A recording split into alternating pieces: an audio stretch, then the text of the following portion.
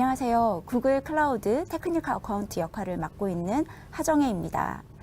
오늘 여러분들은 Reimagine Your Workplace with G Suite 온에어 세션에 참여하고 계십니다. 이전 세션에서 여러분들은 구글 클라우드에서 제공하고 있는 커뮤니케이션 앤 컬래버레이션 도구인 G Suite에 대한 기술적인 세션들, 그리고 저희 파트너들이 제공하고 있는 솔루션과 보안에 대한 여러 세션들을 들으셨습니다.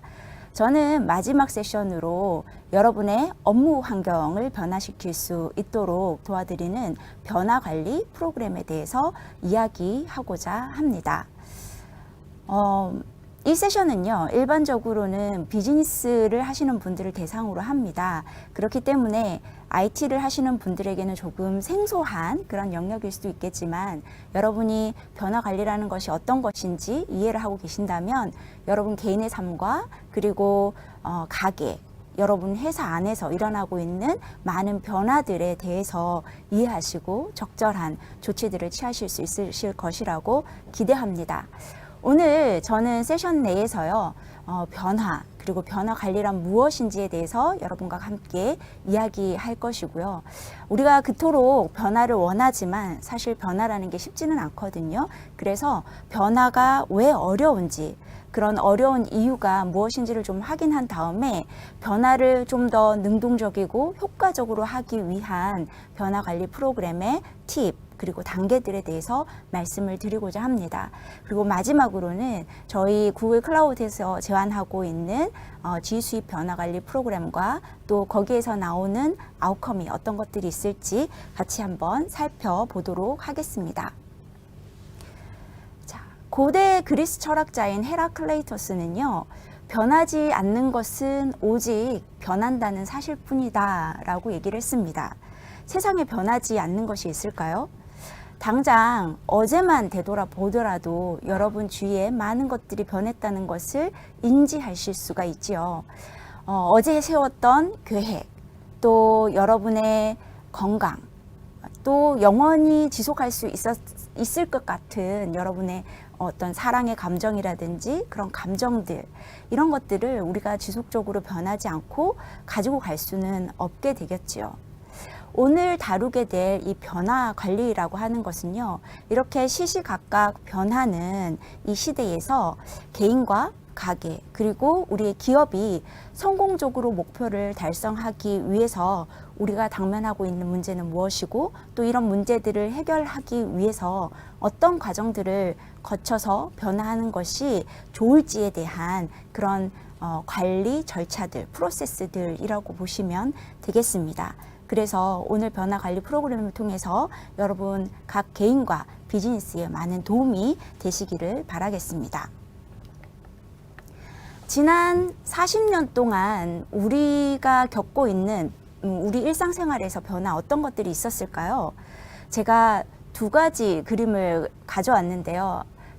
그림 5개 중 3개는 1980년대의 그림이고요. 두 가지는 최근 여러분들이 살고 있는 삶을 표시한 그림입니다. 보시면 1800년대 이후에 전화가 개발이 되어지면서 우리가 오늘날까지 전화를 쓰고 있습니다. 하지만 그 모양은 많이 변했죠. 유선 또는 다이얼, 이런 형태는 없어졌고 여러분은 무선 시대를 살고 있습니다. 또한 여전히 우리는 게임을 하고 있지만 어떤 콘솔 게임이 살아있지만 그 형태는 이전과 사뭇 다르고요. 모바일 게임이라든지 또 클라우드에서 즐기는 그런 게임들의 환경을 경험하고 계십니다. 축음기를 통해서 음악을 들었다면 또 과도기적으로 우리가 MP3라고 하는 것을 굉장히 많이 사용한 시대도 있었지만 지금은 그런 기계들이 또 잠적을 감춘 것을 보실 수가 있잖아요. 현대에는 여러분 보시는 것처럼 인터넷에서 손가락만 몇 번 건드리게 되면 여러분이 원하는 다양한 제품들을 찾을 수 있고, 게다가 가장 저렴한 제품은 어디에서 제공하는지, 또 오늘 주문하면 내일 아침에 배달되는 이런 환경에 우리가 살고 있다라고 보시면 되겠습니다. 정말 큰 변화이죠. 이런 사회적 변화, 그리고 기술의 변화는 우리 기업에게 우리 기업이 추구하고 있는 비즈니스의 방향과 또한 우리 기업이 가지고 있는 가치를 또 다르게 평가할 수 있도록 하는 그런 메커니즘으로 동작을 하고 있습니다. 어떻습니까? 여러분 기업에는 이런 변화, 시대적인 변화가 잘 대응이 되고 계실까요? 누가 뭐라고 해도 우리가 살고 있는 2020년대는 디지털 시대입니다. 그런데 기술이 아무리 바뀌어도 조직의 프로세스나 사람 그리고 그 조직을 구성하고 있는 문화가 변경되지 않으면 우리가 디지털 기술의 혁신으로부터 가지고 올 수 있는 이유는 극대화할 수가 없습니다. 예를 들어 볼까요? 여러분이 조직 내에서 G수잇을 도입했다라고 가정해 보겠습니다. 그런데 G수잇 도입 이후에 인터페이스도 바뀌었지만 이전과 동일한 방식으로 메일을 작성하고 계시다면 과연 여러분의 업무는 혁신을 가져왔다라고 할 수 있을까요? 마치 여러분의 전화기가 2G폰에서 스마트폰으로 변경은 됐지만 여전히 전화만 사용하고 있다면 여러분은 스마트폰의 기능을 100% 활용한다라고 할 수가 없겠지요. 결국 기술의 진화와 진보가 가져다 준 이런 산물들을 사람과 문화가 활용할 때에 우리는 그 기술이 우리에게 주는 베니핏들을 극대화할 수 있다라고 말씀드릴 수 있겠습니다. 자, 그러면 제가 문화라고 하는 것을 언급했는데요. 과연 문화라는 것은 어떤 것인가요? 문화는 행동의 보편적인 규범이라고 정의를 할 수 있겠습니다. 이런 문화, 즉 행동의 보편적인 규범이라는 것은 한 조직이 구성하고 있는 어떤 가치관이라고 볼 수 있겠고요. 이런 가치관은 한 번 조직 안에 또 개인에게 학습되고 형성되고 나면 변하기가 굉장히 힘듭니다. 또한 문화라고 하는 것이 어떻게 눈에 가시적으로 드러난다거나 이것을 말로 표현하기가 굉장히 어려운 부분이기 때문에 우리가 한 번 형성되어진 눈에 보이지 않고 말로 명확하게 뭐라고 설명할 수 없는 문화를 변경한다는 것은 더욱더 큰 도전이라고 말씀드릴 수가 있겠습니다. 자, 그러면 업무 문화를 혁신한다는 것, 이것이 정말 어려울 것 같은데요. 우리가 업무 문화를 혁신하는 것이 왜 어려운지 한번 살펴보도록 하겠습니다. 사실 실제적으로 업무 문화를 혁신하는 것뿐만 아니라 모든 분야에서 변화를 추진해 간다라는 것은 굉장히 어렵습니다. 왜냐하면 여러분이 현재 서 있는 지점을 A라고 하고요. 우리가 변화하고 싶은 저 목적지를 B라고 했을 때 현재 있는 A에서 B 지점으로 옮겨가는 데는 굉장히 오랜 시간이 걸릴 수 있습니다. 또한 그 사이에는 여러 개의 눈에 보이지 않는 그런 장애물들이 있을 수 있습니다. 특별히 조직의 업무 문화에서는요, 기업의 업무 문화에서는 여러 프로세스들을 통해서 업무 문화가 빼어 있고 이 프로세스들을 다 따르도록 하고 있기 때문에 변화를 추진한다는 것은 더욱 어렵습니다. 예를 들어 누군가가 이미 만들어져 있는 프로세스를 따르지 않고 조금 더 혁신적인 생각을 했을 때 대부분의 조직은 그 사람을 배신자 또는 조직에 협조하지 않는 자로 치부하는 경우들이 많기 때문에 더욱 변화를 추진해 가는 것은 어렵겠습니다. 그래서 이런 변화를 추진해 가는 데에는 강력한 힘이 필요하고요. 대부분의 변화 관리는 탑다운일 때 성공한다라고 저희들이 이야기를 하고 있습니다. 앞서 말씀드린 것처럼 변화가 쉽지 않기 때문에 탑다운의 강력한 리더십이 성공적인 변화를 이끌기 위해서는 반드시 필요하다라고 말씀을 드리겠고, 다시 한번 이 변화를 만들어 가는 데는 굉장히 오랜 시간이 걸릴 수 있다는 것을 인지해 주셨으면 좋겠습니다. 여러분, 사람은 적응하는 동물이라고 하는 이야기들을 많이 합니다. 그런데 정말 인간이 변화를 좋아할까요? 실제로 사람들은요, 변화를 별로 좋아하지 않습니다. 예를 들어 보겠습니다. 누군가가 우리가 코로나 바이러스를 경험하면서 마스크를 써야 안전합니다. 그러니 우리가 다 마스크를 착용합시다 라고 제안을 했다라고 생각해 보죠. 이 아이디어는 굉장히 긍정적이고 또 모든 사람에게 유익한 아이디어임에 틀림없는 것 같습니다. 그러나 그럼에도 불구하고 왜 내가 마스크를 써야 하지?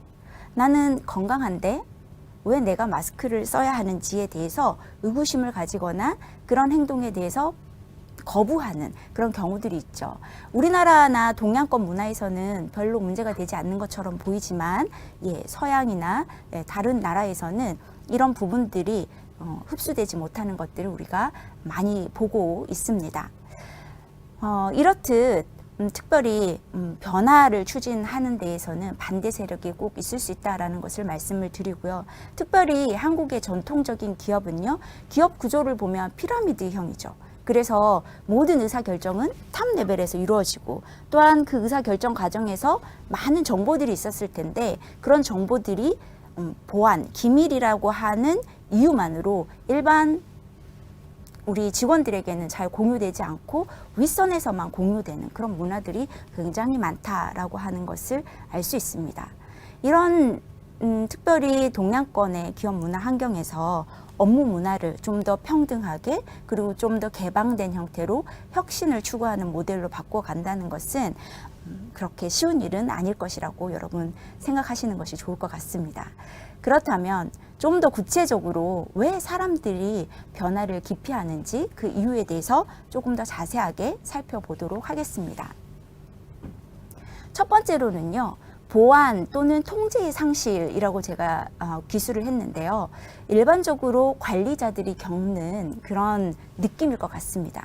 새로운 환경이 되었을 때, 새로운 문화가 되었을 때 자신의 입지가 어떠할지, 또 내가 지금 통제하고 있는 부분들을 지속적으로 통제할 수 있을지 이런 것들에 대한 상실감을 가져올 수 있겠죠. 두 번째로는 역량의 상실입니다. 대부분은 어떤 특정 분야의 전문가들이 겪을 수 있는 그런 위협이 될 수 있겠는데요. 내가 이미 어떤 분야의 전문가인데 새로운 기술로 이전함에 따라서 내가 그 기술을 빠르게 캐치업할 수 있을까라고 하는 그런 위기감들을 느낄 수가 있겠죠. 또한 관계나 목적의 상실이 있을 수도 있습니다. 예를 들어 팀이 더 이상 존속하지 못하는 경우들이 생겼을 때 우리는 잡 시큐리티에 대한 그런 위협을 느낄 수가 있겠죠. 이런 위협들이 최근에 우리가 온프레미스 환경에서 클라우드라고 하는 환경으로 넘어오면서 굉장히 실제적으로 느꼈던 그런 위협들이 아닌가 싶습니다. 그렇기 때문에 이런 위협으로부터 우리 자신들을 보호하기 위해서 사실 사람들은 변화라는 것을 좀 거부하고 그 상태를, 현재 상태를 유지하기 원하는 그런 속성들을 가지고 있다라고 보시면 되시겠죠. 그러나 결국 이런 기술적인 그리고 시대적인 변화에 우리가 적응하지 못하고 따라가지 못한다면 우리 각 개인뿐만 아니라 우리의 조직의 비즈니스가 도태될 수밖에 없고 또 비즈니스 영역이 어떤 특정 분야에 밖에 활용하지 못하는 그런 제한들을 갖게 되면서 우리의 경쟁력은 떨어질 수밖에 없을 것입니다. 자, 그러면 이렇게 변화 그리고 변화 관리라고 하는 것이 굉장히 어려운 부분인데요. 성공적으로 변화를 이끌어가기 위해서는 어떤 일들을 하면 될까요? 제가 8가지 스텝으로서 여러분에게 소개해드리고자 합니다. 첫 번째로는요, 변화를 성공적으로 이끌기 위해서 위기감을 조성하라라는 것입니다. 사실 위기감이 없으면 사람들이 잘 반응하지 않습니다. 여러분 최근에는 코로나 바이러스라는 것 때문에 우리가 사회적 거리두기라고 하는 프로그램들을 실행을 했는데요. 우리는 생명의 위협이라고 하는 것을 받았기 때문에 사회적 거리두기, 마스크를 착용하는 이런 일들을 참 잘 따랐던 것 같습니다. 그렇다면 이 코로나 바이러스가 우리의 이런 생명에만 위협을 줬을까요? 아닙니다. 실제 기업의 비즈니스에도 굉장히 많은 영향을 주고 있고 이런 환경의 변화 때문에 앞으로 우리의 기업들은 굉장히 많은 변화를 추구하게 될 것이라고 생각합니다. 비단 이번 코로나 사태가 발생하기 전에도 우리는 많은 위협들이 있었습니다. 어떤 것들이 있었을까요? 첫째로는 우리가 주 52시간이라고 하는 근로법이 갱신이 되었죠. 기업의 경우에는 인력은 더 충원하지 않으면서 기존에 해왔던 일 이상의 업무의 생산성을 높여야 되는 그런 과제들을 겪게 되었습니다. 또한 전 세계적으로 인구가 감소하는 추세 있죠. 특히 우리나라는 지금 넘버1으로 인구가 감소하고 있기 때문에 좋은 인재를 즉시에 찾아온다는 것이 또 쉽지 않은 일이기 때문에 또 이런 부분에서 기업에서는 굉장히 많은 변화를 추진해야 되는 그런 이유들을 겪고 있습니다. 또한 이 기술 트렌드의 변화가 굉장히 급속도로 일어나고 있는데 이런 트렌드의 변화를 읽고 또 거기에 적지에 적소에 또 따라가는 온타임에 이런 변화들을 따라간다는 것이 우리에게 굉장히 버든이 될 수 있겠습니다. 이런 위기감, 우리 조직이 변화하기 위해서는 이런 것들을 인지하고 변해야 한다라고 하는 이런 위기감들이 조직이 변화하기를 로 작정하고 결정하는 그런 원동력이 되고 있는데요. 이 변화관리 프로그램에서는요, 실제로 성공을 하기 위해서 변화에 성공적으로 적응해 가기 위해서는 이 위기감을 얼마나 오랫동안 지속할 수 있느냐가 관건이라고 말씀드릴 수가 있겠습니다. 자, 두 번째는요, 변화를 성공하기 위해서 여러분 선도팀, 변화 선도팀을 구성하라라고 하는 것이 두 번째 단계에 해당합니다. 조직이 변화하기 위해서는 초기에는 굉장히 강력한 리더십이 작용하게 되어 있습니다. 강력한 리더에 의해서 우리는 변화해야 한다라고 하는 메시지가 나오게끔 되어 있고요. 그러나 앞서 말씀드린 것처럼 변화를 한다라는 것은 굉장히 오랜 시간이 걸리기 때문에 이 리더십과 더불어 오랜 시간 동안 변화를 지속적으로 단계적으로 끌고 갈 수 있는 팀이 필요하다라는 것이죠. 그래서 변화 선도팀을 반드시 조직 내에 구성을 하셔야 되는데요. 이 변화 선도팀이 가져야 할 두 가지 능력이 있습니다. 첫 번째로는 리더십입니다.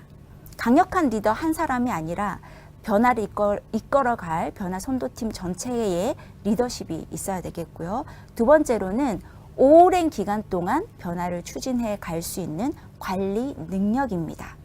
이 두 가지가 변화 선도팀이 가져야 할 능력이라면 변화 선도팀이 성공하기 위한 생명과 같은 역할을 하는 것은 바로 변화 선도팀 내의 신뢰와 동일한 목적, 우리가 가고자 하는 동일한 목적을 가지는 것이 가장 중요하다라고 말씀드릴 수 있겠습니다. 자, 그러면 변화를 성공적으로 이끌기 위한 세 번째 단계, 바로 비전 설정입니다. 여러분, 비전이라고 하는 것은 미래에 대한 명확한 그림이라고 제가 표현을 했는데요. 비전이 필요한 이유는 여러분 비전이 있으면 기본적으로 우리가 나아가야 할 방향이 굉장히 명확해지겠지요. 뿐만 아니라 전체적인 안목에서 옳은 행동이 무엇인지에 대한 가이드라인이 제공되는 것과 같고요. 그리고 빠르고 효과적인 방법으로 조화해 가도록 우리를 이끄는 것이 바로 비전입니다. 그래서 이 변화 관리 프로그램, 여러분이 변화 관리를 하신다면 비전을 설정하시고 또 이 비전이 누구에게든지 3분 이내에 설명될 수 있도록 엘리베이터 피치라고 하는 것을 만들어서 전체 조직원들이 이것을 이해하고 설명할 수 있도록 하는 환경을 만드는 것이 중요하겠습니다. 무엇보다 중요한 것은요, 비전이 제대로 만들어지는 것입니다.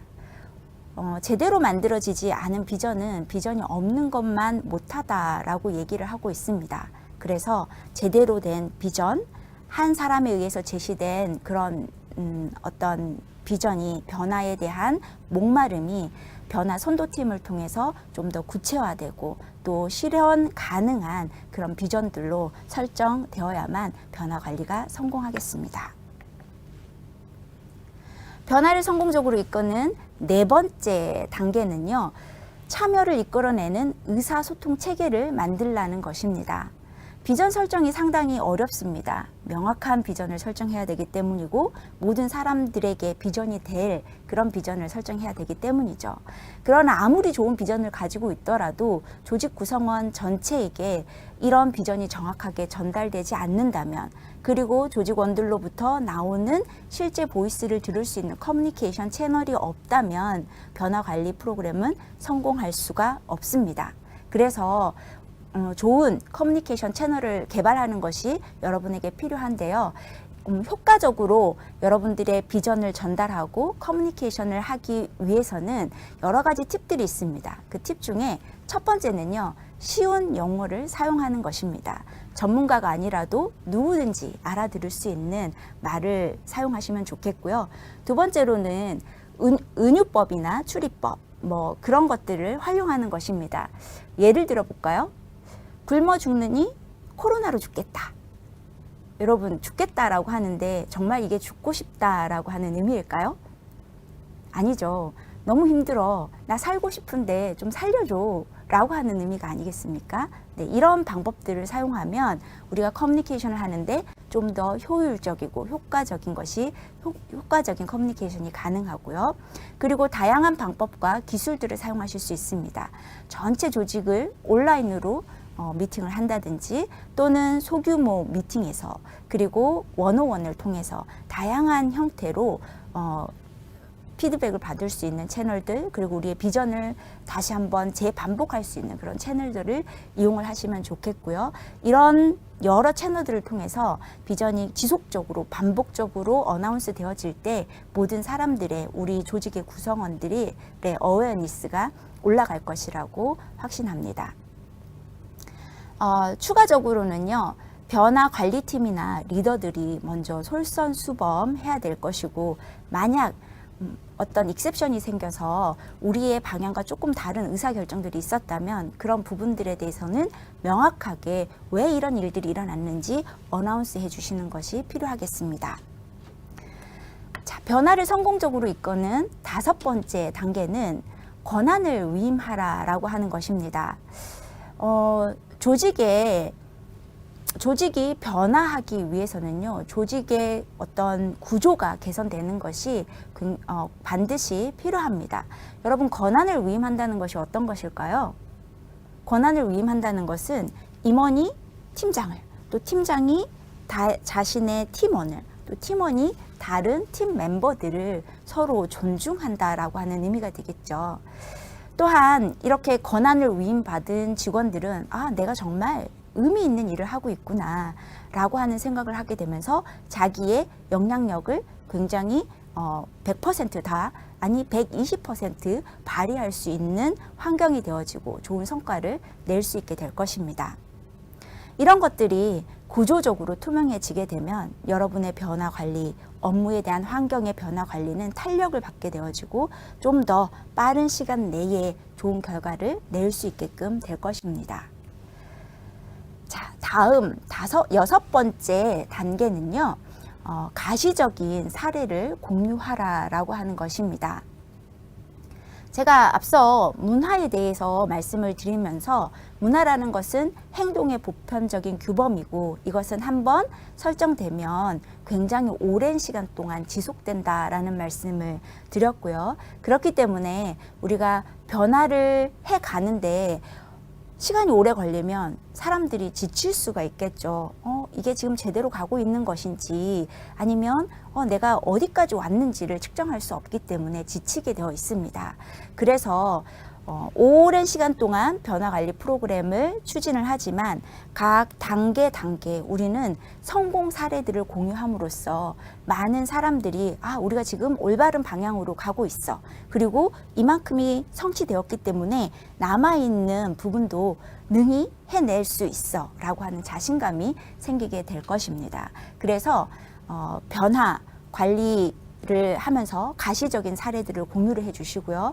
다만 이런 가시적인 사례를 공유를 하실 때 주의하실 점은, 이런 가시적인 사례들은 반드시 눈에 보이는 것 또는 측정 가능한 것이어야 되겠고요. 모호하지 않아야 되겠습니다. 또한 이 변화관리 프로그램을 통해서 나온 아웃풋으로 반드시 연관이 되어진 것들이어야 되겠지요. 예를 들어 이런 것들을 말씀드릴 수 있을 것 같습니다. 지휘수입을 도입하면서 우리는 회의록을 작성하는 데 시간이 개인적으로 30분 정도 축소되었습니다. 1인당 30분이지만 팀 전체, 조직 전체로 보면 굉장히 큰 향상이라고 볼 수 있겠죠.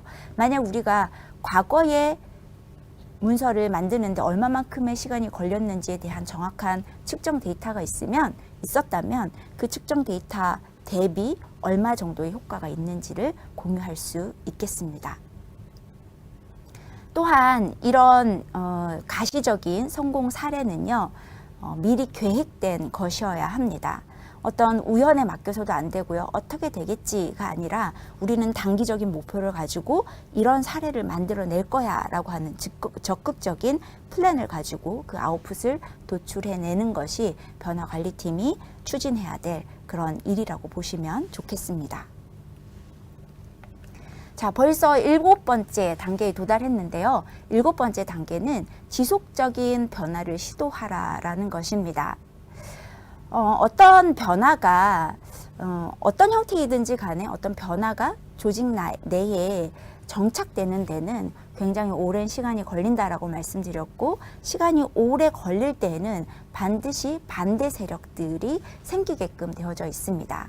특별히 이해관계가 복잡하게 얽히고 설켜 있는 조직 내에서는 정말 조그마한 변화를 시도하는 것도 쉽지가 않거든요. 그래서 한번 변화가 시작되었다면 지속적으로 변화들이 일어날 수 있도록 해가는 것이 중요한데요.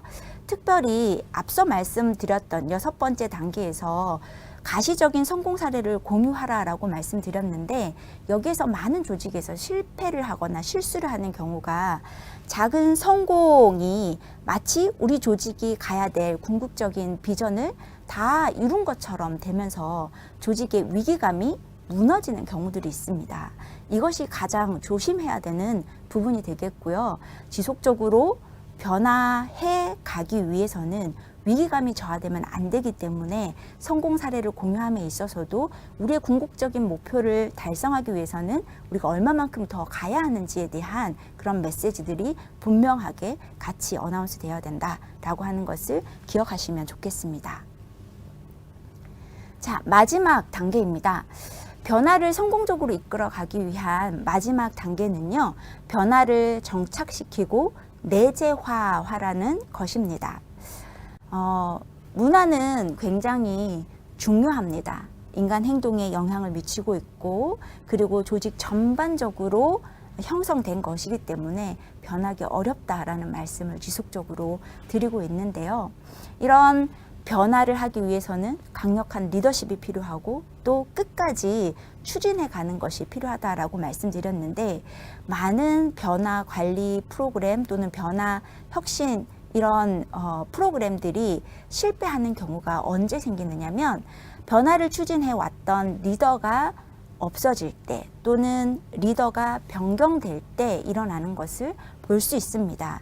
만약 정말 이 변화가 문화로 조직 내에 깊이 뿌리 박혀 있다면, 사실 한 리더가 뭔가를 변했다라고 해서 뭔가가 사실 새롭게 만들어지는 것은 쉽지 않은 일임에도 불구하고, 리더십이 변경될 때 변화가 흐트러지거나 지금까지 추구해 왔던 변화가 전부 다 원복되는 이유는 우리가 지금까지 추구해 오고 만들어 온 변화가 조직의 문화 내에 깊숙이 뿌리 박히지 못했기 때문이라고 말씀드릴 수가 있습니다. 그래서 변화에 정말 성공하시려면 이 우리가 지속적으로 추구해 온 이 것들이 우리 조직 안에 깊숙이 내재화되고 문화로 정착될 수 있도록 하는 것이 반드시 필요하다라고 말씀드리겠습니다. 지금까지 변화를 성공적으로 이끌기 위한 8가지 단계를 말씀드렸는데요. 혹시 다 기억을 하실까요? 다시 한번 되짚어보고 넘어가도록 하겠습니다. 첫 번째 단계는 우리가 위기감을 조성하라라고 하는 것이었습니다. 위기감이 얼마나 오랫동안 지속되느냐가 변화에 성공하느냐 실패하느냐의 키워드가 된다라고 말씀을 드렸고요. 두 번째로는 변화 선도팀을 마련하라고 말씀을 드렸죠. 변화가 강력한 리더에 의해서 그리고 팀의 조직력을 이용해서 활발하게 활성화될 수 있도록 하기 위해서입니다. 세 번째로는 비전을 설정하라라고 하는 것이었습니다. 비전이 없이는 우리가 한 발짝도 움직일 수 없기 때문일 거고요. 네 번째로는 의사소통 채널을 개발하라. 다섯 번째는 권한을 위임하라. 특별히 한국 기업에서는 이 권한 위임만 제대로 된다 하더라도 큰 변화를 경험하실 수 있으실 것이라고 장담합니다. 자, 여섯 번째로는요, 가시적인 결과를 공유해서 우리가 롱텀으로 가는데 지치지 않게끔 하자라고 하는 말씀을 드렸고요. 일곱 번째로는 지속적인 변화를 시도해야 하고, 마지막으로 이런 변화가 우리 조직 안에 문화로서 정착될 수 있도록 하는 것이 중요하다라고 말씀을 드렸습니다. 네, 이제 다음 장에서는요, 그렇다면 구글의 프로페셔널 서비스에서는 어떤 변화 관리 프로그램을 제안하고 있는지 간략하게 살펴보도록 하겠습니다. 구글 변화 관리 프로그램은 G 스윗을 도입해서 배포하는 과정 중에 여러분들이 같이 병행해서 진행하는 프로젝트라고 보시면 되겠는데요. G 스윗을 도입하는 고객과 구글, 그리고 구글의 G 스윗 파트너가 하나의 팀을 이루어서 진행하는 프로그램이라고 보시면 되겠습니다. 앞서 설명드린 바와 같이 이 변화관리 G 스윗을 도입할 때 구글에서 진행하는 이 G 스윗 변화관리 프로그램 내에는 앞서 설명드린 8가지 단계들이 포함이 되어 있습니다. 첫 번째로는요, 스폰서십 개발을 하게 되어지죠.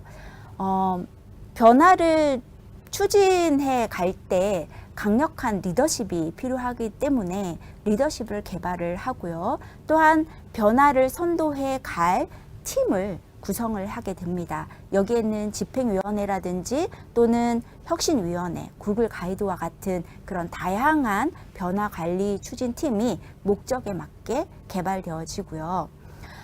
조직 분석 영역에서는 저희가 현재 조직이 갖고 있는 업무 영역들을 분석을 합니다. 그래서 as is가 어떠한데 우리가 가야 할 to-be는 어떤 모습이 될 수 있을지, 이 모습으로 변화해 가기 위해서는 어떤 부분들이 필요할지, 이런 부분들을 확인하기 위해서 조직 분석하는 단계를 가지게 되고요. 또한 이 과정 안에서 장기, 중기, 단기 이런 기준들과 그 단기에 우리가 이룰 수 있는 목표들, 그리고 그 목표들이 이루어졌는지에 대한 측정을 하기 위한 그런 기반들을 셋업하는 그런 과정들을 조직 분석 단계에서 거치게 됩니다.